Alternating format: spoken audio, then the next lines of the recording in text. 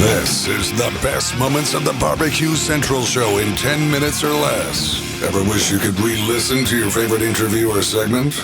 Do you enjoy hearing older shows for the first time in years? Then the best moments of the Barbecue Central show in 10 minutes or less is just what you need. Thanks for listening and enjoy the show.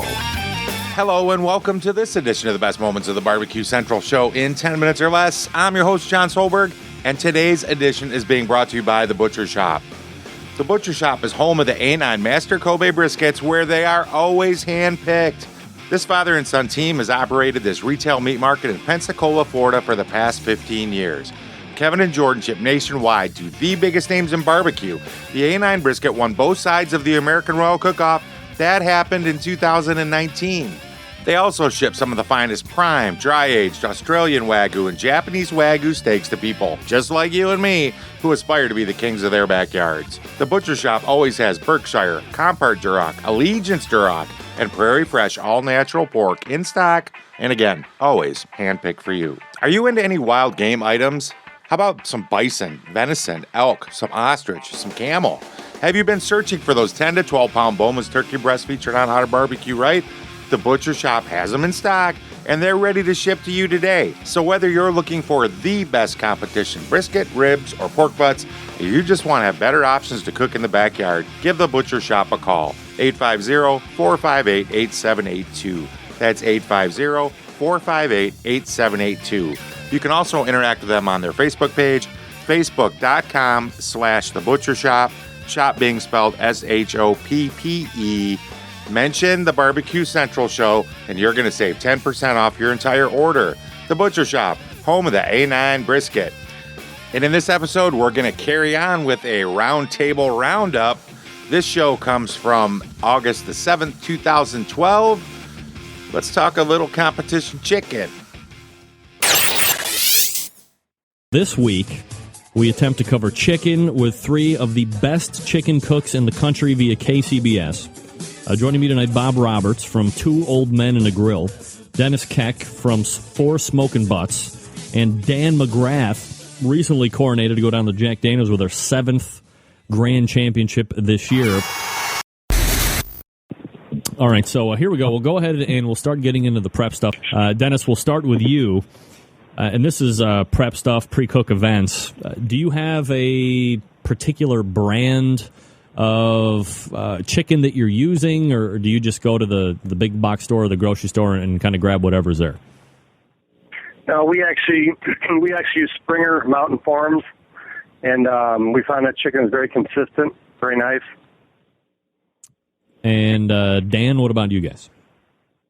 We actually grow our own chickens. Dan Nixon has a big chicken farm out in back of his house. No, I'm just kidding. We do have a brand that we prefer, but I shall remain silent on as to which brand. Why? You don't want to share with everybody? No. It's not like you guys just won your 7th Grand Championship. You're going to the Jack Daniels this year or anything like that. Yeah, indeed. Actually, it's not so much as a brand as a type of chicken that we prefer to use. So, Dennis, let me go back to you real quick. Is the brand that you're using, is that like an organic thing, or not really have anything to do with that?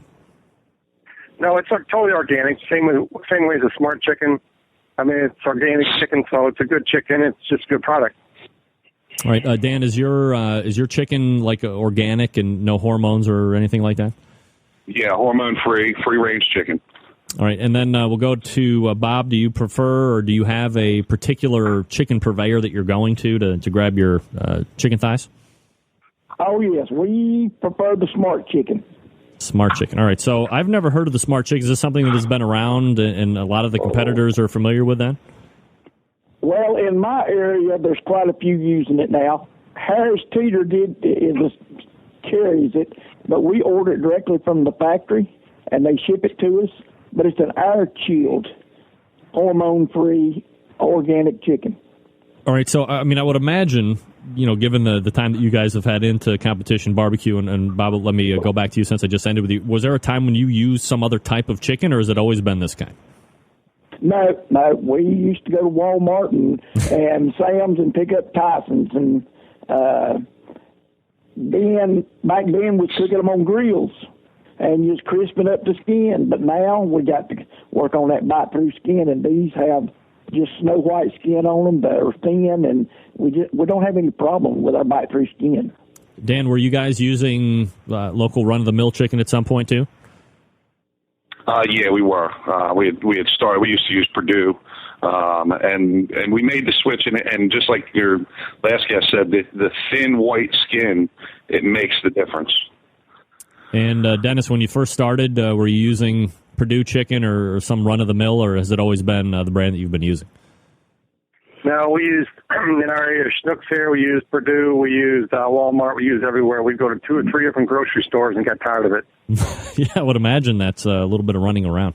All right, let me ask this one question here before we go to our first race, and then we'll have a long stretch of pre-cooked talk. Dennis, we'll stay with you since you just answered the last question. Have you only ever cooked thighs in competitions, or have you ever tried anything else in the past? Actually, we used legs at one point. We used legs and thighs. We came across, when we were cooking regular chicken, we did cook legs and thighs. We turned in 6 legs and 6 thighs and got a first place with it. It's never happened again, but it was some small chicken, but it was really good. Is it something that you had tried to replicate after that particular event when you did so well and it just didn't work out for you again? It's a matter of finding 6 legs and 6 thighs that will lay out flat in the box. I would imagine that could be an issue. Dan, has it always been thighs for? Well, this is going to rhyme. Has it always been thighs for 3 eyes? No, we have tried everything from lollipops to breasts to wings to everything. So, and then with the Jack coming up, you're going to have to do white and dark. So.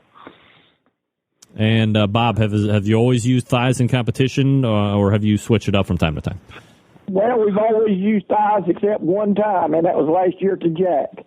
And we had to cook that breast, and boy, was that a mistake.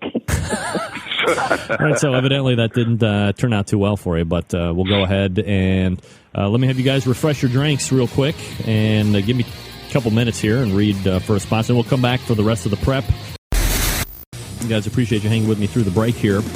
We'll go back to Dan here with this question. You know, when you look at the chicken, Dan, and obviously everybody here, 2 years ago when I did the show, not everybody had their own stable of private chicken where they were going. A lot of people were still going to, Sam's Club and all this other stuff. But, when you're looking at the chicken for the people that just might be looking to get into competition, and if you can hearken back to those days, what in particular were you looking for in those thighs or those legs or those breasts or whatever? What was I looking for, or what am I looking for now? Well, either or, I guess, if you're still looking. Okay. I guess when I first started, I used to look for big thighs. I felt that big thighs meant juicy meat, and then I could render the fat out better. Now I actually look for a smaller thigh. I look for uniform size. I make sure that there's no bruising on the skin that's visible or anything. And pieces that the skin actually covers the whole piece of the thigh. So if I choose to trim it, I'll have skin there. Dennis, what are you looking for in chicken? What do you like? When our chicken comes in, we like to see uniform size again. And when we cook our chicken down, we make it look like thighs. We're not trying to make it look like cupcakes or anything like that. I just want to see what a chicken thigh is. They want to taste chicken thigh, and that's what they want. Bob, what are you looking for when the chicken comes in? Well, we try to get the packs that got the most uniform pieces in it, so we can get them all about the same size, so they look good in the box. And the biggest problem you run into is some of these chicken producers, I think they're using chainsaws to cut up the chicken now, so it's just ragged stuff. So you really got to pick through it. All right, Dennis, we'll go ahead with you for this question. During a normal competition, and I would imagine at some point it might vary depending on where you're at specifically, but on the whole, how many chickens or pieces of chicken are you cooking during the competition? We cook 24 thighs every week and maybe 6 to 10 legs just to play with. And how many are eventually making into that turn-in box? Between 6 and 10, I would imagine? Normally 9. Not that much? No, normally 9. Oh, normally 9. Okay, I got you. More times than not, are you having that mix in there, or is it mostly just thighs making it in? Normally we do the thighs. I mean, when you're running where we're running right now, you don't want to take a chance and putting something in there you're not sure of. Mm-hmm. Bob, what about you? How many pieces are you turning it in a competition? I turned in 6, but we cooked 16. And I pick out my 6 best ones and turn in. Dan, what about 3 Eyes? Same here. Generally, it's six that we turn in, unless they're exceptionally small, just to make the box look nice. But we only cook about 12 to 16 pieces. All right. So when you are, and I guess this really gets to the heart of preparatory, and we'll go back to Dennis for this one. How do you trim the chicken when you're getting that thigh? And I don't even know if you're really doing any type of processing with the legs, but if you are, certainly like some insight to there. But as far as the thighs are concerned, everybody has a little bit different spin on how they're getting their thighs ready before they go into the cooker. How are you trimming it up? You want to find out how they're trimming it up?